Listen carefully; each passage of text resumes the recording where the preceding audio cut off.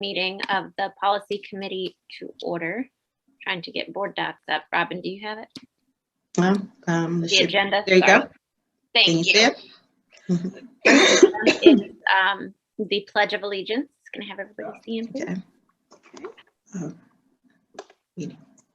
I pledge allegiance To the flag of the United States of America and to the republic for which it stands, one nation, under God, indivisible, with liberty and justice for all. Do I have a motion to approve the agenda? I move we approve the agenda. Second. Any comments on it? Discussion? Seeing none. Call for the vote on the approval of the agenda. You can Good say morning. saying aye. Good. Aye. Yep, aye. Giving Robin a moment.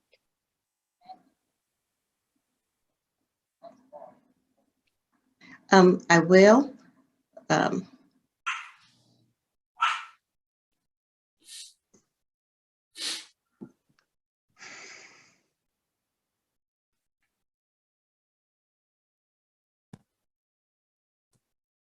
I'm sorry, that was Frank, and so I'm at the Okay. approval of the agenda. It was unanimous. Thank you. Okay. Is he coming to the meeting? No, he was trying to get another meeting, another. Just making sure. We didn't Okay. do anything. Okay. All right, so now I'm going to call Mr. David Cook. Okay. Thank you.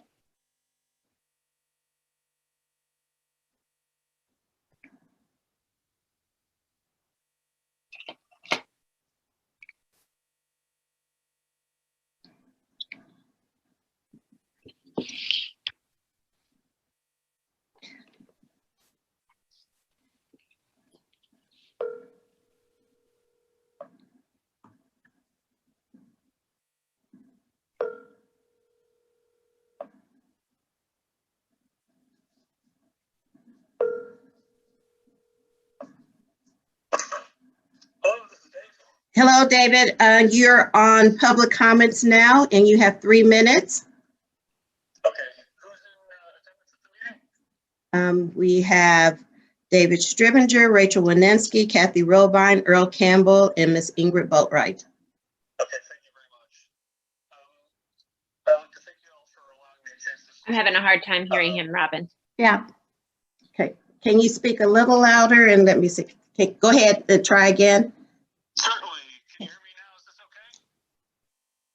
Can you hear him? No. Ma'am. Let's see. I'm not sure how much Oh, louder that's I can better. speak. I'm more than Okay, happy to there it speak is. as loud as necessary. They can hear you now. I found. Thank you. Go ahead. All right, we're good? Great. Thank you so much for giving me a chance to speak today. I appreciate it. My biggest concern, as you all know already, is where everything is heading with children being forced to wear face coverings in school and parents are not being given an option. With that in mind, I direct you all to turn to South Carolina Section 63-5-350, Health Services to Minors Without Parental Consent. This stipulates health services of any kind may be rendered to minors of any age without the consent of a parent or legal guardian when in the judgment of a person authorized by law to render a particular health service. Such services are deemed necessary unless such involves an operation which shall be performed only if such is essential to the health or life of such child in the opinion of the performing physician and a consultant physician if one is available. With this in mind, we as parents have not waived our right to consent in having children wear a face covering during this pandemic. As such, we need to be given the option, and parents need to opt in for this, stipulating that their children should be wearing a mask in school. Otherwise, it is assumed that the children do not need one. And this should be an option of parents, and I'd like you to put that in front of the board for discussion tomorrow. and I plan to call in for comment tomorrow night regarding this matter as well. We don't have a meeting tomorrow night. Okay, I saw on the calendar there was a special board meeting Oh, planned. I'm sorry, you're right. It's a special call, but there's not public comments. It's a budget special call meeting. So you'll have the opportunity next Tuesday. Okay, that's fine. I didn't see any agenda for it. I wasn't sure what it was regarding. Yes. I appreciate it. So then I'll call next week. All right. If anyone in this meeting has any questions or would like to talk with me, I'd be happy to take their call at any time. My phone number is 843-298-3412. Thank you. Have a great day. Thank you. Thank you. Thank you. Robin, was that the only public comment? Yes, ma'am. Okay. All right. Moving along here. Give me a second. And now my board docs is frozen. All right, so the next item is the approval of the March 9th committee meeting minutes. Do I have a motion? I move that we approve the March 9th, 2021 committee meeting minutes. I second. I only saw one small typo, Robin. It was up on the top of that. Let me see. I'm trying to pull it up. My apologies. I'm getting Where it says virtual meeting, it has an Uh-huh. extra E at the end there. That's the only Got it. thing I saw. All right, I'll take it. I'll replace that. Thank you. Correct. So with that change, any other comments or discussion? Seeing none, I'll call for the vote. Signify by saying aye. Aye. Aye.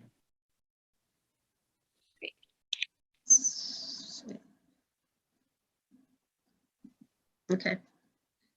Okay. That was unanimous. Next item, discussion of requested policies, and then I believe the next two items, F and G, are the subparts, correct? Those Correct. policies that were Correct. requested. Correct. So, Robin, if you can bring up, this is from recommendation of the full board at our March 16th board meeting. There was a model policy that was floated from, I believe it was SCSBA, Correct. regarding electronic communications and board members' usage of electronic devices during board meetings. So this has been brought to us now for our consideration, and I would like to open up the floor to discussion.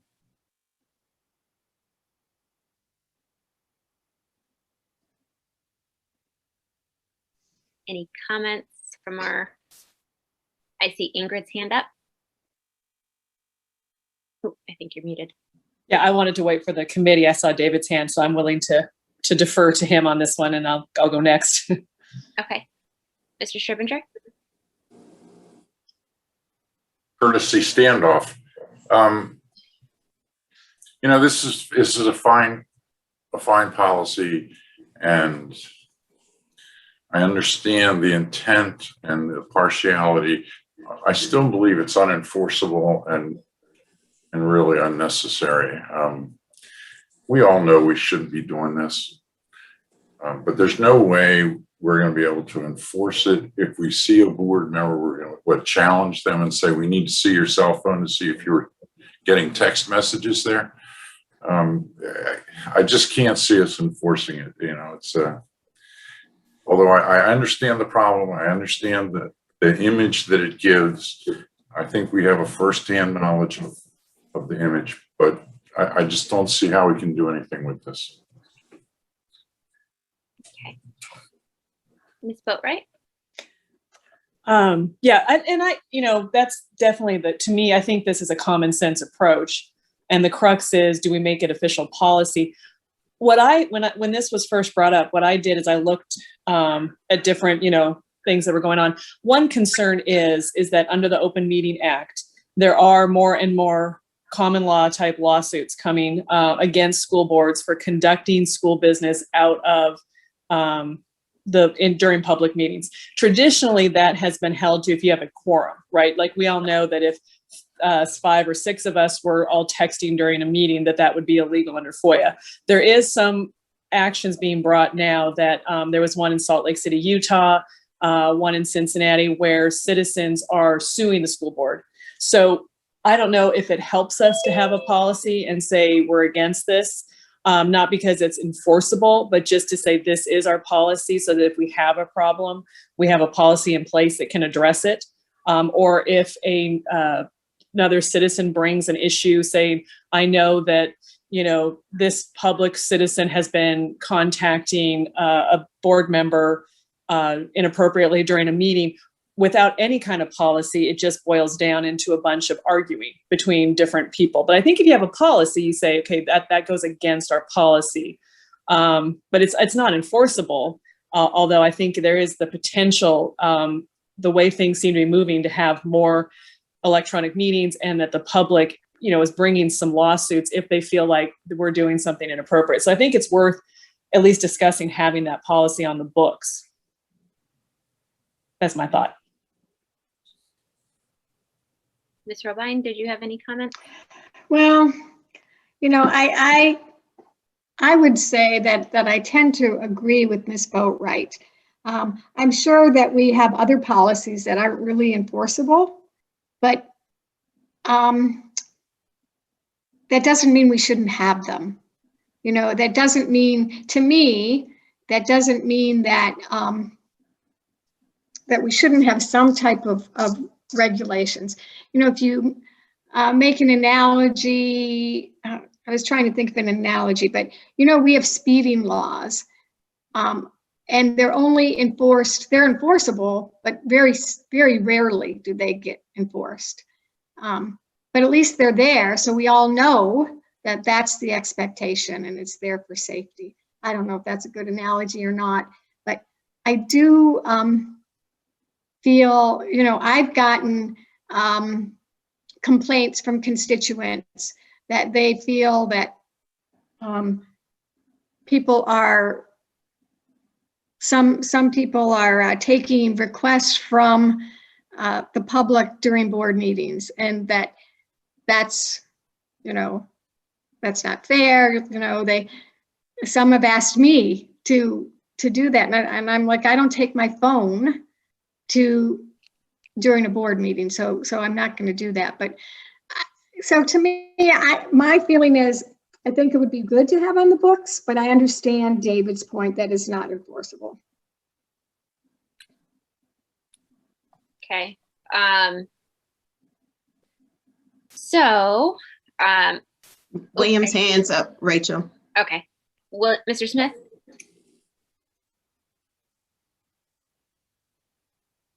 I think I would intend to agree with Mr. Scrivener, Ms. Robine. It not only is it not enforceable, but I think that is a slippery slope that we will be embarking on, and possibly even in violation of people's rights. And I mean, I think that we should be focused on things that are less, how do I put this, that are less,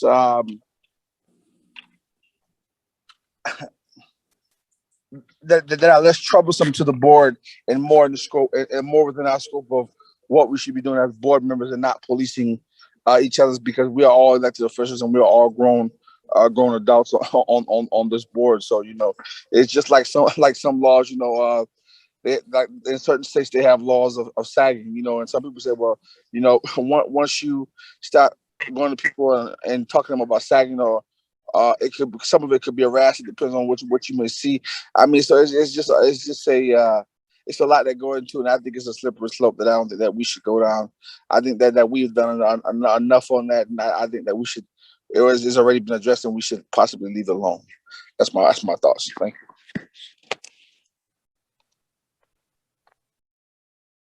Ms. Boatwright? Yeah, am I muted? So in response, I think William makes a good point, except that I would argue the other end of it. I think, one, this is the point of having policies, is so we don't have arguments and policing between board members. I want a general policy, and we're all elected officials and we're all adults. Once we all know the policy, we should adhere to it.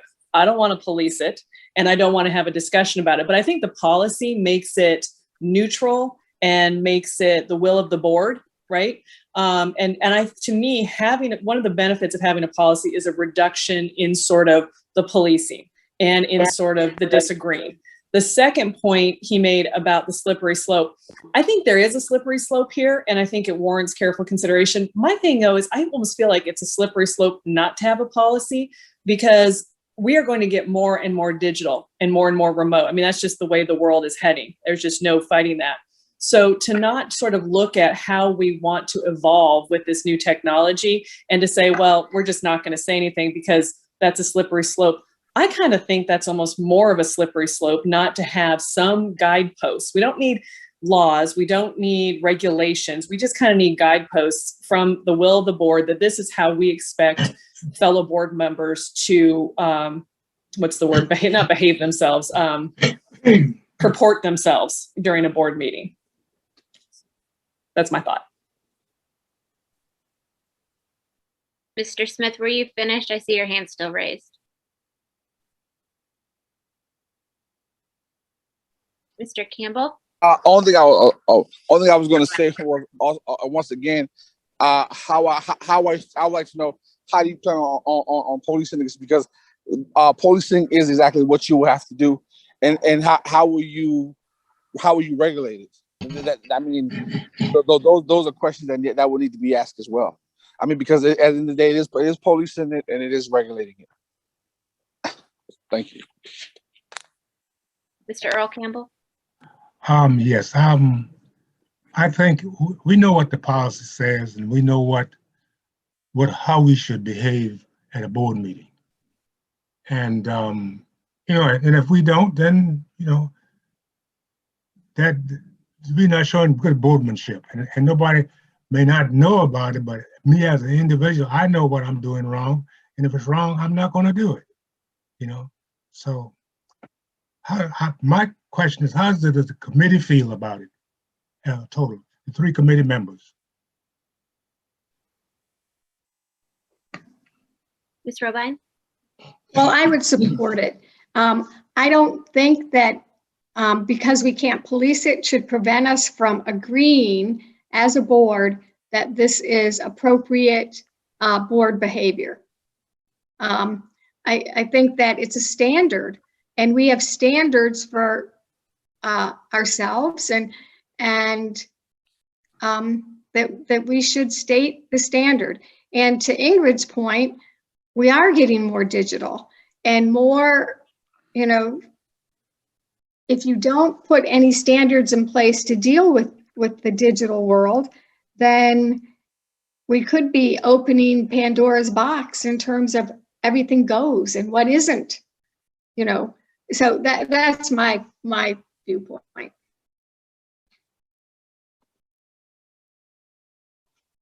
Mr. Scrivener? Thank you. I'm not going to oppose this. If we want to put it on the books, we can put it on the books. I'm just pointing out that it's kind of a hollow gesture, but I'm certainly not going to oppose it. We can put this in the policies. Well, I haven't spoken yet, so I'll go ahead and give my 2 cents for what it's worth. I tend to agree with Mr. Scrivener in that this really is not enforceable. And from an enforceability standpoint, the public is who elected us, and they are who essentially police us in a lot of instances. We have a good code of conduct that we did draft and put into policy. That is basically, we cut out a lot of that. There was some things that were in the draft that we took out that we thought were unenforceable and too subjective. And we took them out because of that. So I have a bit of a difficulty in supporting putting something in that can be so subjective and would require board members to check each other.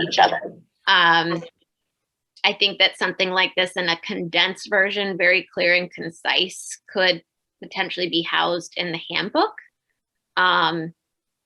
Because in the handbook, we presently do have information on FOIA and expectations and how board meetings are supposed to be conducted. So I would think that it belongs more so in a handbook than in policy. That's just my 2 cents on it. I don't know what the other board members feel on it, but as it's written, I wouldn't support it. I definitely would like to see us take a stab at condensing it and making it much more succinct. So any comments from fellow committee members on that?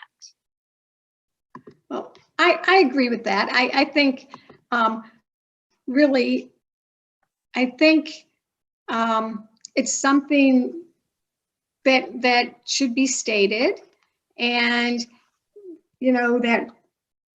basically the concise statement is board members should refrain from communicating with each other or constituents during a board meeting, right? That's it. And,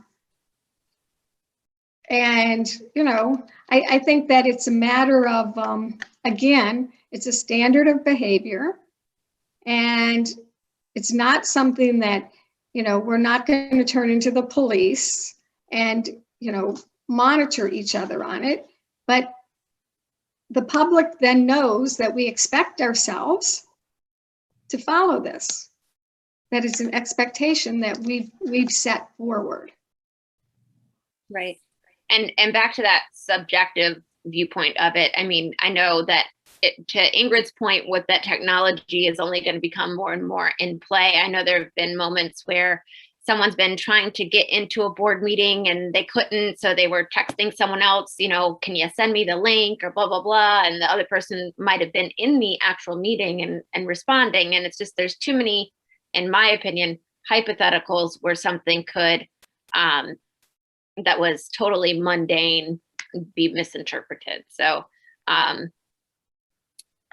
I'd like to take a stab at something. I don't know if the individual board members want to do that right now, or if we want to perhaps revisit this again with a sample of something, or if you want to go at it right now. It's totally up to you guys.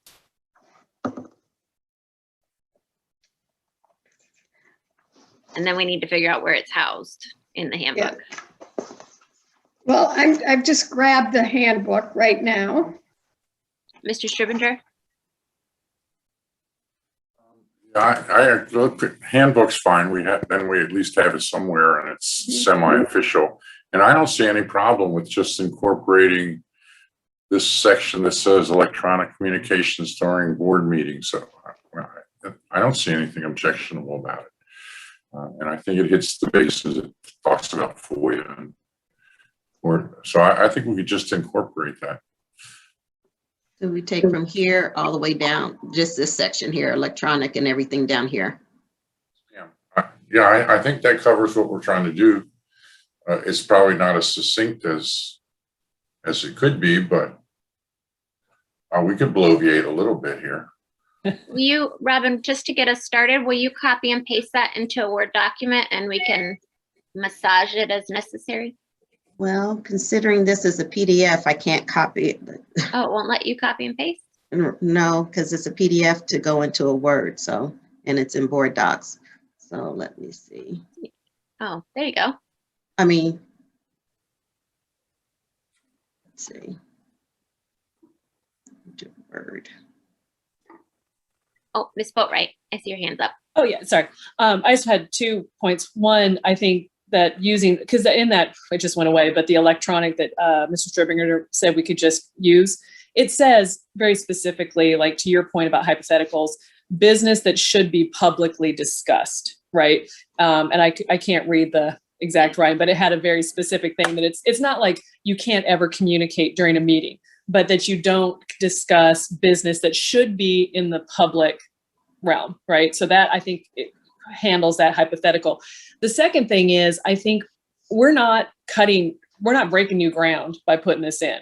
This is going into boards, and this is the South Carolina School Board Association model, because other school boards are putting this in. So we're not like getting out ahead of some big problem. I think this is becoming a standard that most board members. So it says, Right there. properly discussed publicly during board meetings. And I think that's the important part. Not that we want to cut down all electronic communications. And I have my cell phone at my thing because I have kids and, you know, different things that I would, if there's a problem, I need to be notified of. But it's just saying that, look, if this is something that should be in the public FOIA, discussed openly, don't do it by electronic communication. And I think that's not a bad policy to have.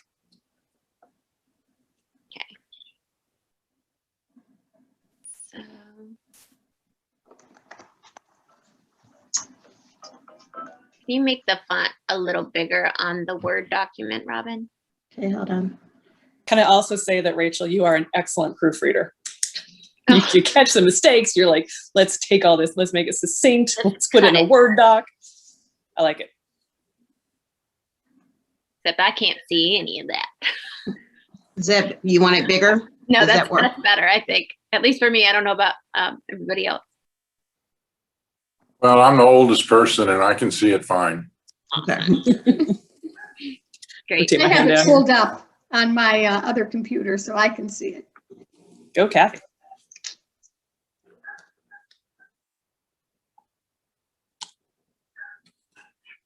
So I think, what sentence is it? Where it says board members will refrain from electronic communication during board meetings on personal or district-owned devices. I have a bit of a problem with that because it's saying it's a little too blanket for me. I would say board members should generally refrain, you know, something like that. That's making it seem like you can't use your phone at all, in my opinion. Board I agree members with should- that. Pardon? Board members should refrain. How about limit? Board members should limit use of electronic communication. That's, yeah, should, board members should limit. Limit electronic communication. So get rid of the ED to electronic. So should limit. And then just get rid of refrain from. Yeah, I think the next sentence is the gist of the FOIA, though. That board members will not communicate electronically during meetings with members of the public, other board members or district staff regarding official board business, right? Isn't that what? I think FOIA that's is? I agree, Kathy. I think that is the crux of that. The only thing I think is problematic is members of the public, because technically my husband would be a member of the public and he might send me a message, you know. And Wouldn't it be regarding what's going on in the board meeting and not something personal, though? Yeah, proper. Yeah, that are, properly discussed Because- publicly. Because this is talking about official board business, agenda items. then couldn't that just be all of it? That sentence, that one sentence, if it's. Because we already have, the first sentence is technically about our electronically issued devices and things like that. And we already, we already have a policy on that essentially. And I think to your point, Rachel, I'm sorry you didn't recognize me, but just it gets a little judgier. It gets a little more, you know, there is an established opportunity for public and, you know, appearance of partiality. We don't want to get involved in that. We No, just say, that's look, that one sentence could be yeah, it. I agree with that. I think that third paragraph Mhm. is really just the explanation. It's the why you shouldn't be doing that. We don't You know, need it's- that. But we don't Yeah, need we don't that need in our that. handbook or anything. Right. Yeah. Okay, so Robin, can you just put a strike all through, I think All the way starting through at, there? no, I think it's actually a little further up where it says board members receiving electronic communications from the public, blah, all of that and below, strike all that. All of this? Yes, ma'am. I Yeah. think so. Is that correct, guys? Yes. Okay.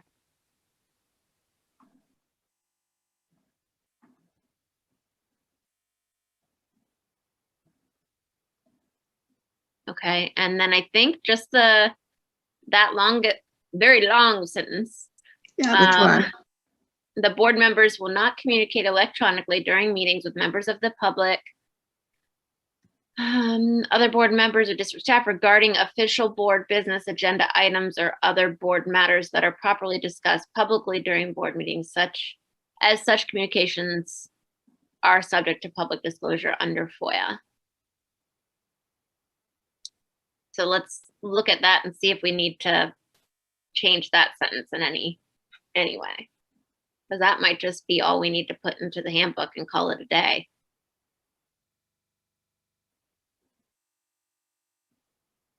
I think that does it. So do we get rid of everything up here? I I think we would. can strike that Yeah. personally. David, what do you think? Sure.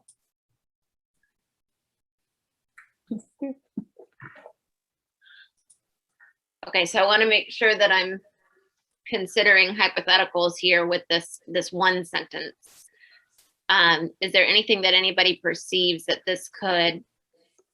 I certainly don't want to limit the public reaching out to us. I always want to encourage that. So I just want to make sure that this statement is not giving off a perception that, you know, people we're unattainable or we don't want to be talked to or anything like that. Ms. Boatwright? Yeah, I was just going to say, I can't think of a hypothetical because really what people want, one, is that board members are not basically doing things behind the scenes while the meeting's open, right? So I think that covers that. And that's the thing that is getting some lawsuits. And then as far as the public goes, we want the public to engage through proper channels. And I think that was another concern, is that some members of the public, like if I have a friend, for example, when some Hilton Head parents called in who are friends of mine about a policy and they forgot to mention the policy. My temptation was to text them and be like, guys, you've got to talk about why you're doing this. But that wouldn't be fair because that's not, public comments is not supposed to have that kind of inside track. So I refrain from doing that. But, you know, we want the public to have equal access to board members, right? I mean, that's, I think, one of the concerns, or equal access to board business during board meetings. And this specifically states during meetings. Right, exactly. That we have a established procedure for public comments, and it's not fair if, because I know somebody, they get extra, you know, attention, in my opinion.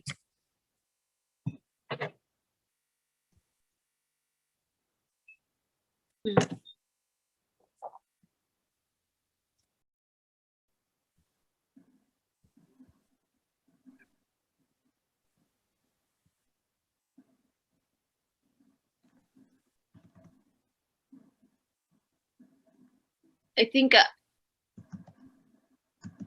depending on the circumstance, I think we should say personally, as such communications may be subject to public disclosure under FOIA, because depending on the circumstance, it may or may not. We don't know. We're not the judge and jury on that.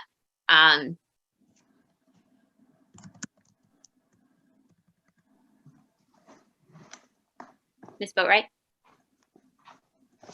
Oh, I think you're muted. Sorry. I was trying out the reactions on Zoom, so that's just my thumbs up of your approval thumbs over there. Got it. Looks like a hand being raised. I'll take it down. Oh, no, I know. I was like, hello. Okay. Sorry. So what do you think about that, Kathy and David? That's fine. Okay. What are we changing? On the last sentence where it says, as such communications are subject, I think we should say may be subject as opposed to are, because depending on the circumstance, they may or may not be.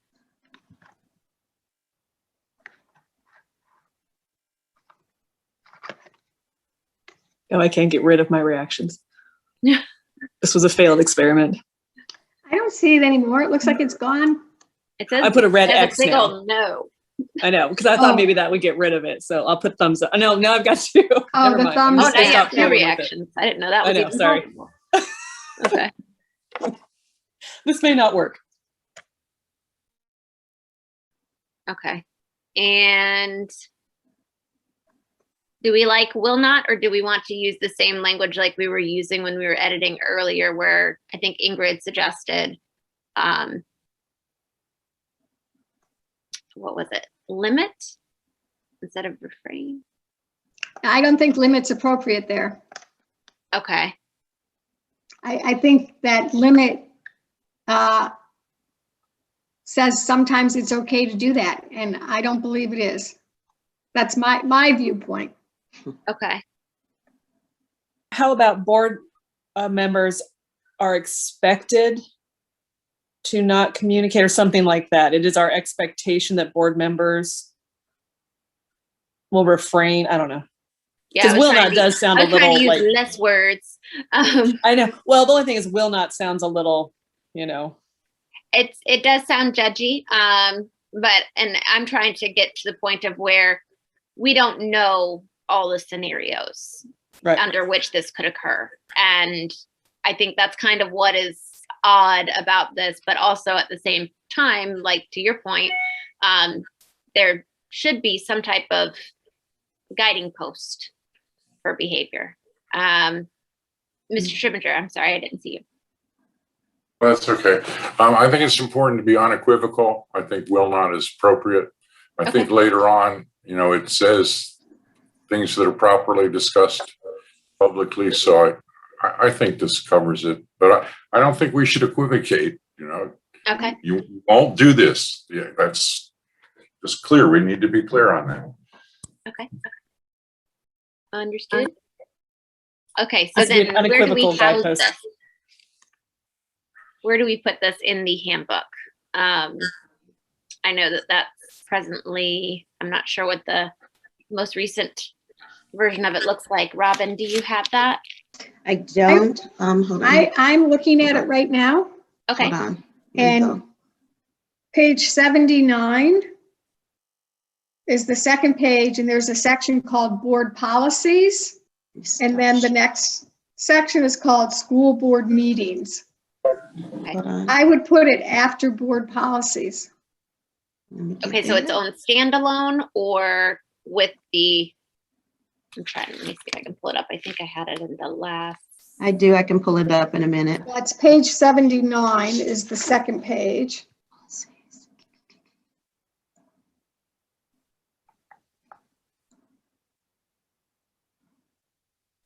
The first heading is board role and job description. Okay, Should we, is for the FOIA section, would this perhaps make sense to go there? Well, I think the FOIA section is just additional documents, so it would be buried in there.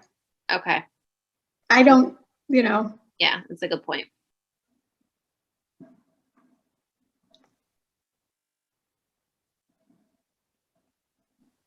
Okay, where are we? I found You it. said page 79? Yeah, 79 or 8. I mean, we could put it after school board meetings, because Okay, school board meetings. that's on page 80. Public comments is number 14. I don't know if it ties into that.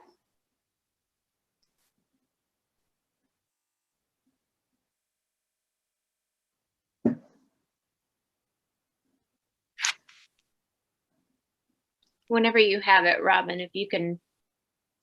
I have it up. Okay, I can't see it. Sorry, I might have. Can y'all see it?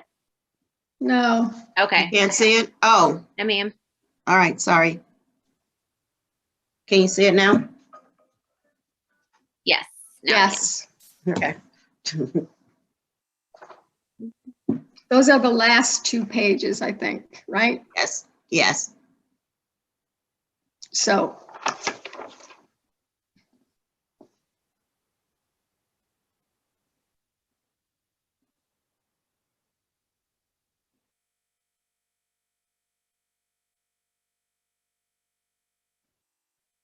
Can you go up just a smidge so I can see what the governance commitment.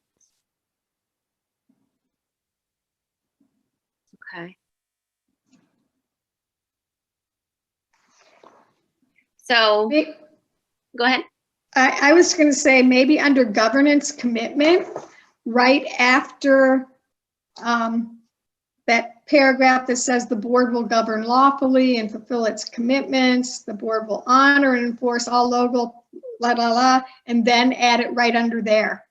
That's where I was looking, and that's why I wanted to see what was the title Yeah. that we were putting it under. Yeah, I would agree with that, Kathy. Mr. Stribinger, what do you think? That's fine. Okay. Robin, did you catch that? It's after the second to last paragraph under governance commitment.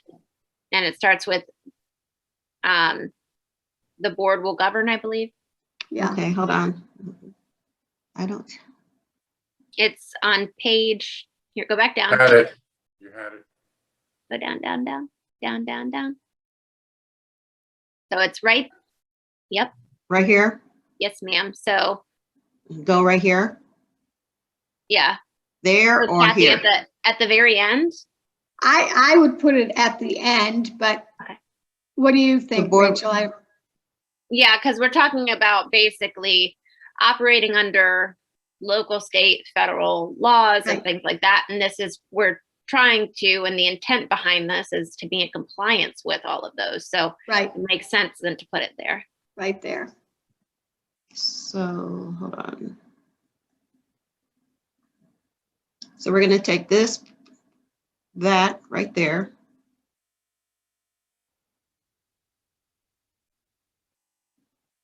And stick it.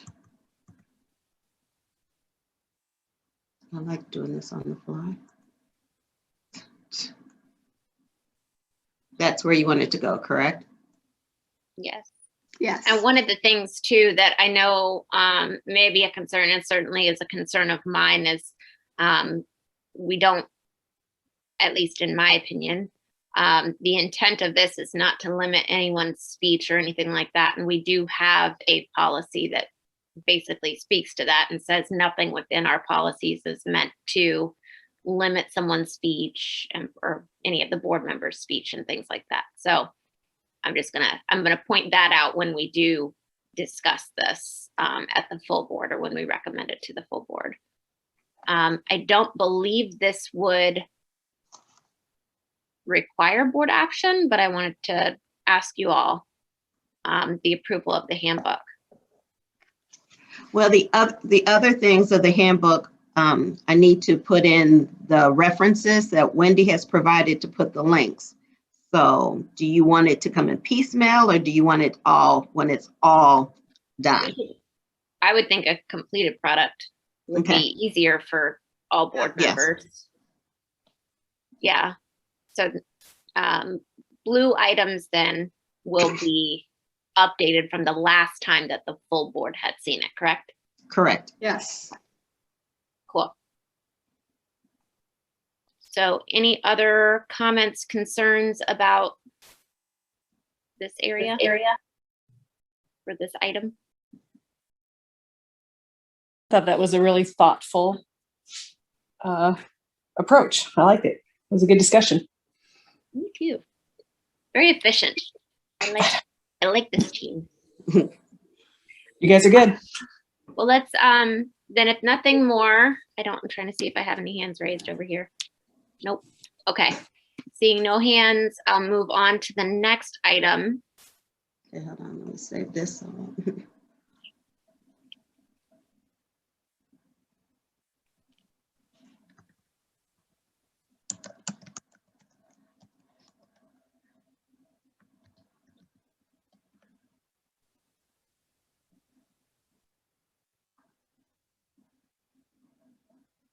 All right, so we're getting out of that's been saved. So we no longer need anything with this, correct? No, ma'am. All right, go away. The next item on the agenda, let me see here.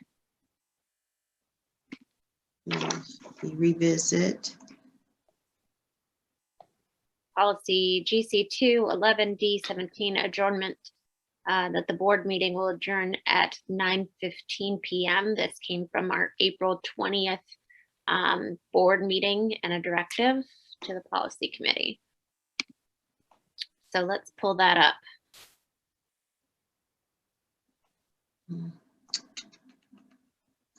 Okay, why aren't we working? Hold on.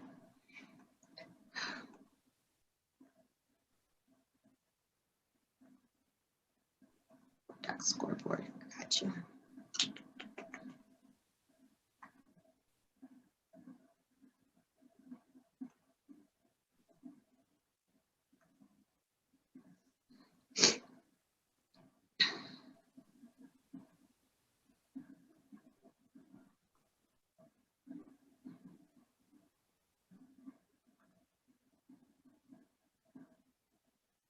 Let's see, where did it? Canning. Just trying to figure out where it GC2 is. 11, I think it was. 11D, perhaps. Yes, adjournment. 17, there it is. Yes. Mhm. So that is actually from action taken at the August August 15th. 15th, 2020 meeting. So I think there's two different ways that we can address this. One could be that could be brought up by someone on the prevailing side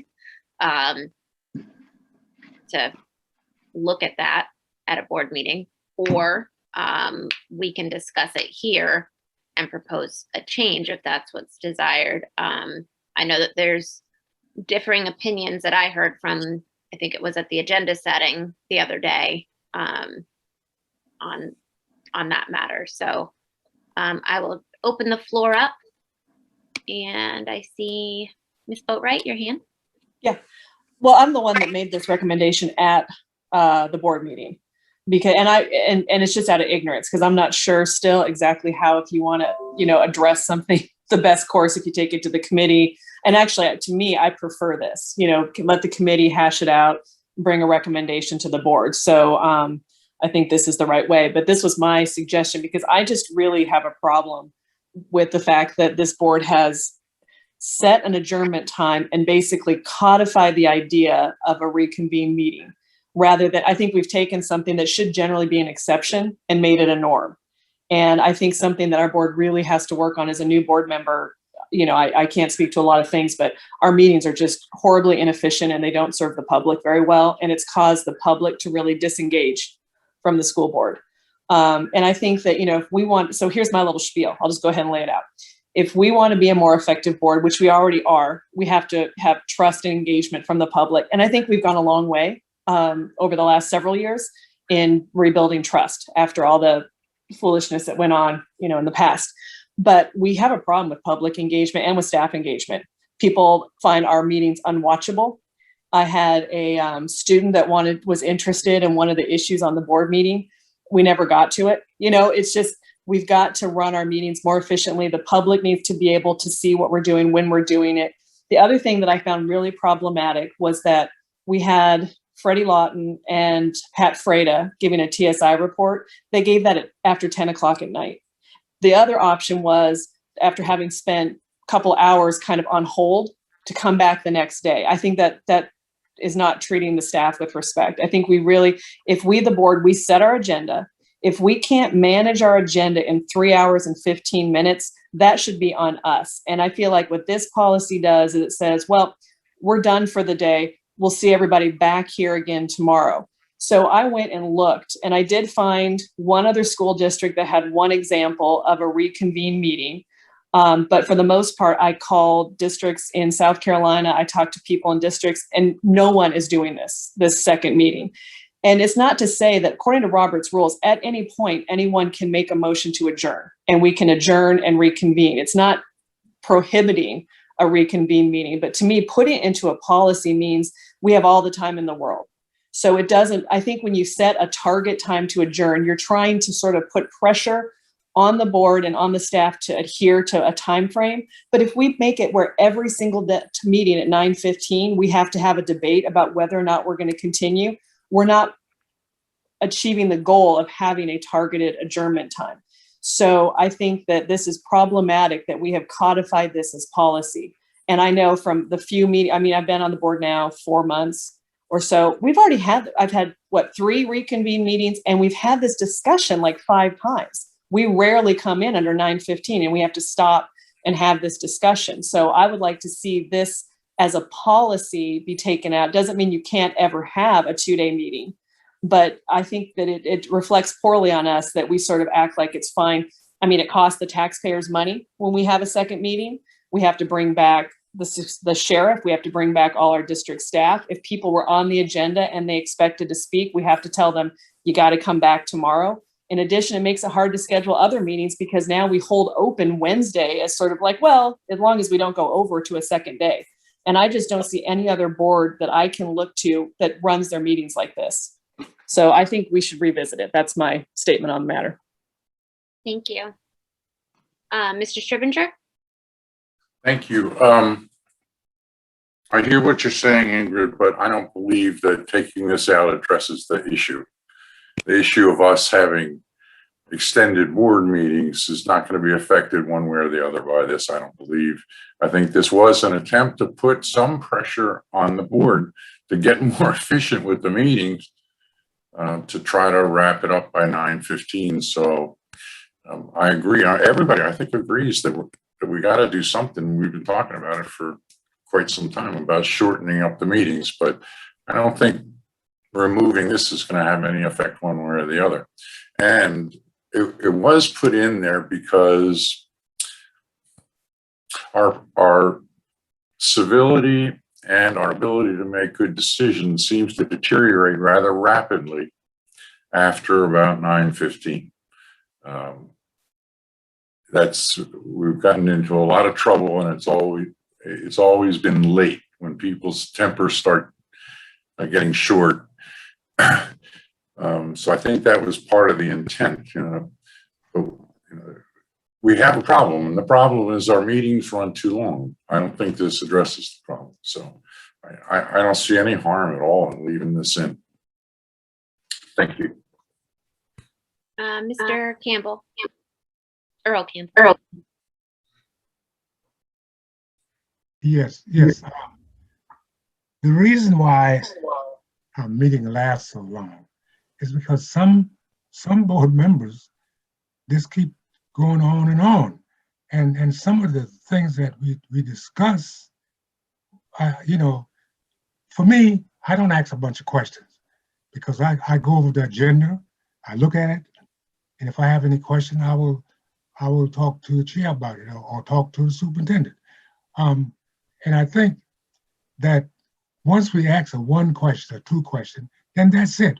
You shouldn't have to go back to it and address it again. And that's been the problem. Sometimes we get on a subject and we seem that we cannot make a decision, and it doesn't make sense.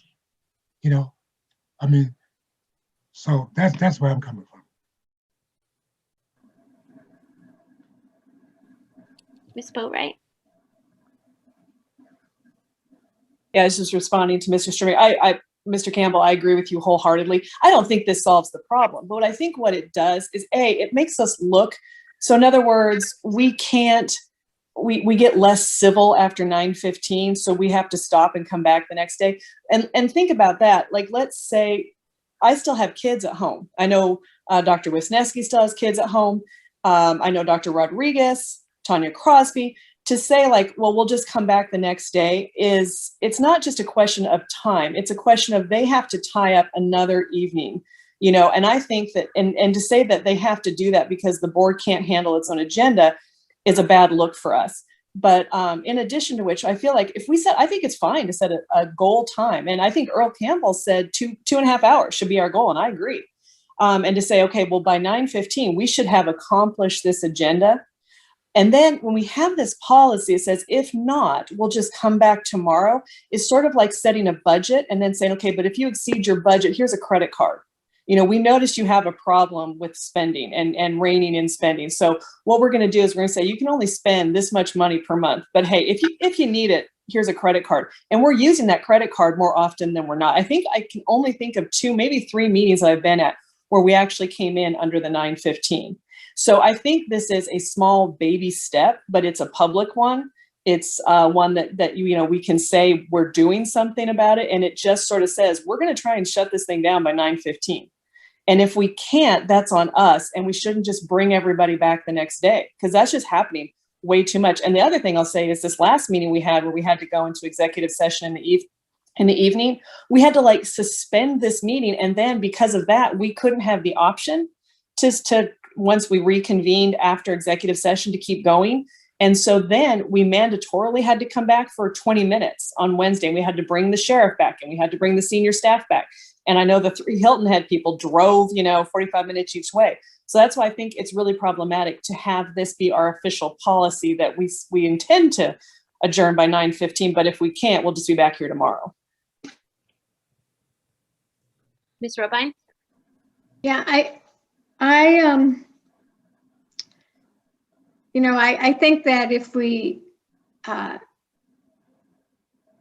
take away the 9:15, I personally would like to see, if we're going to have a limit, be 10 o'clock or just that additional 45 minutes. But I think part of the cause of this is our committee reports are really long. Look at when operations committee brings a clock report and they bring, so a lot of those reports are very long. And, if you haven't gone on and watched the committee meetings, then people often have a lot of questions about those. So, maybe part of the problem is how we're structuring our agendas. And instead of having all the committees report out on the same, whoever had a committee meeting reports out, then, maybe we should say, okay, operations and finance reports out the first meeting of the month, and academic, and that could help, I think. Kathy, we're already doing that. We are? Yes. You're only reporting on the next agenda, the only committees that are reporting out would be operations and finance. The thing is, operations has had 2 meetings, and finance and operations is having a joint meeting in the results, committee. So what's on the agenda are the committees that have met prior to that meeting. And then on the next meeting, it's the committees that met prior to that meeting. So yeah. You're not So on this one, you have finance and operations. Okay. Well, operations has had 2 meetings already. Because I thought there were times that all the committees had reported, and maybe it's, well, I just know that operations, their presentations are very long, and that adds a lot of time to the meeting. And it was suggested operations took a vote to put their information on consent, but then it was removed from consent. So operations did ask for it to be on consent to take up the time, but then it was asked to be removed from consent, so that didn't work. But they were trying. I'm just going to add a comment, because I think, Kathy, you're kind of on the money with the committee reports. I was also going to ask and see if there was, I don't know what the present practice is, but in regard to different things like the TSI updates, I know that we are required by certain reportings on that. I don't know if that goes to academics first and then comes to us in a condensed format, or if it can. But I don't know if that's an option of some of those items that are coming on that are longer reports, if they could go to committee first and then come back in a condensed version after the committee's been able to ask questions and vet things. Perhaps that's an option. And then I know operations has been longer, but but it hasn't always been like that. And I think that's just because we have a lot of things that are in operations right now due to our projects and referendum and stuff like that. So I feel like that's temporary. And keeping transparency with all of those projects is definitely important, and making sure that we see success in them in the future, if we ever have to make that ask again. So those are just my thoughts right now. Miss Boatwright, I saw your hand was next. Sorry, I was just going to, I'm on operations. And yeah, we have part of it is because of the transparency of the referendum projects. We have actually tried to get Mr. Corbin to be less verbose during the report to the full board without, because, it's all very well laid out, and he gives it quite a long report in operations. And we're like, okay, you can condense that.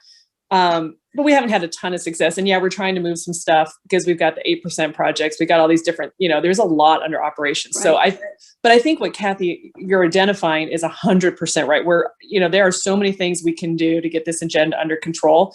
To me, again, I think when I was looking at all the things we can start, like, where do you start, right? In terms of how we manage all these different things, more use of consent agenda, limiting, trying to get more condensed reports, what has to go before the full board. And I'll be honest, I don't think it's all the board's fault. Some of it is district staff give really lengthy presentations. So, but this to me was like a first step. Oh, sorry, I'm getting an echo. In terms of pushing back and saying, publicly, we recognize that we need to get our meetings under control, and we're going to take away this idea that every night at 9:15 there's a discussion about whether or not we're going to can finish the agenda we have in front of us or come back the next day. That's why I just wanted to look at this issue, because it's easy, it's within board control, it's a simple step. I think this policy is out of compliance with what everyone else is doing, and it would send a message that we're starting this process. Mr. Stribinger. Thank you. I was just going to point out that I thought we were kind of drifting away from the point, which is this recess thing.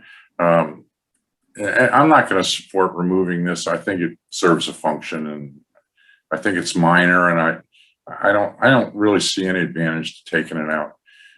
We got a big problem, and we've had special meetings and we've talked about it, and our meetings go too long. Well, okay, let's have a meeting, not the policy committee. Let's have the board meet and decide what to do about that. It's not going to be resolved by policies. It's it's just, that's not the tool to get it under control. And I agree with you, Rachel. The operations committees has been running long, but everybody needs to know about those referendum projects. So there's no way to avoid that. Right. We need to have a meeting about shortening, becoming more efficient. And the policy committee is not the place to do it. So, point taken. Ms. Robine. I was just going to say the same thing. I mean, the question before us is the 9:15. I kind of veered off because of the taking us down the scope, the agenda scope. But the question before us is the 9:15 time. Having it there in policy doesn't preclude us from extending it. We have made motions to extend the meeting. So, maybe a future agenda topic is some of this other stuff for the full board, perhaps. Understood. So, seeing no action then on this item, we can move on to the next, and I can include in my report, some highlights. Oh, I'm sorry. Mr. Campbell, I see your hand is raised. I think you're on mute though. Yeah, I've been listening, and I agree with all that's been said. And the advantage of having that 9:15 policy is that it does allow the public an eyesight to whether or not their item of interest will be covered. Now, all the things that are said about our meeting is true, and maybe we need to have that second special call meeting to decide what the board needs to do in terms of restructuring the meetings or perhaps putting some things outside. But that's the crux of the problem, is the meetings too long, and no one can put a value on what's important and what's not important to the constituency right now. So we need to look at how we can shorten that. But I see that 9:15 item as a somewhat of an advantage to the public, because they can look at the clock too and decide whether or not they're going to remain engaged or not in the meeting at that time. So thank you for allowing me an input. Thank you, sir. Okay, so the next item, I'll incorporate, highlights from our conversation on that item on my committee report. And trying to pull up the agenda. Sorry. My board doc's timed out here. You have it, Robin? Yeah, I'm trying to get it.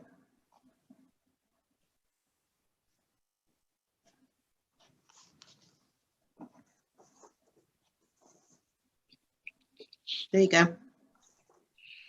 Okay, so discussion of future meeting dates, or I don't know if we necessarily need to have another meeting right away. Where are we on the handbook, Robin? It's just now incorporating the legalese from Wendy.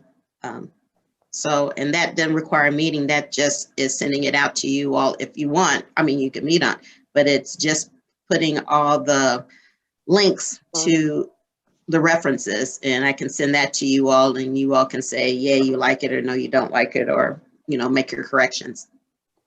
Okay. So I prefer to do that in a meeting. Okay.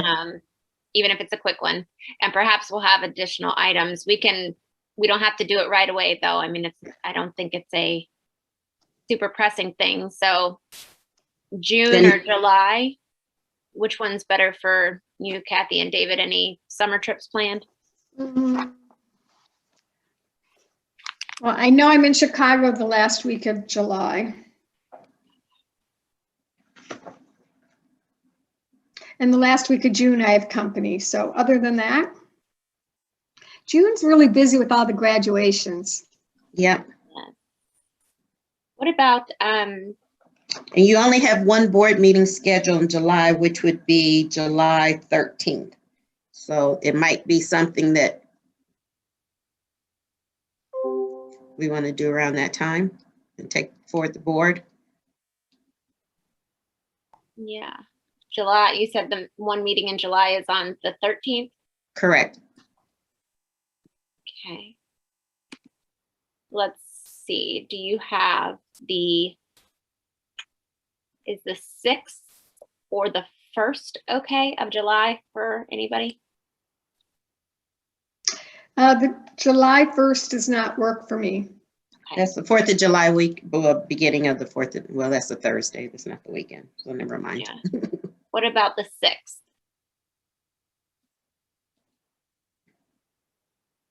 That works.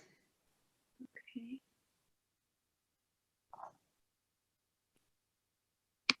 Do Robin, is that okay? Yeah, there's nothing on the schedule for that. Okay. Is it okay with David? Yeah, it's fine. That's fine. So Well, I'm week to week, so it's hard for me to schedule that far out. Okay. How about does 11 work for everybody? 11:30 or would, Okay, so 11, I can make 11 work. okay. 11, okay. I'm writing it on the calendar at 11 o'clock on the 11 6th. o'clock. Mm-hmm. Okay. Hopefully that'll just be a little brief one on those handbook items. Okay, perfect. And if anything else comes to us, we'll put it on the agenda. Otherwise, that should be a short one. And any other comments from our committee members before we adjourn? Oh, No. Do we have a motion to adjourn? I move we adjourn. Second. All right. let's adjourn. You all have All a right. wonderful Monday.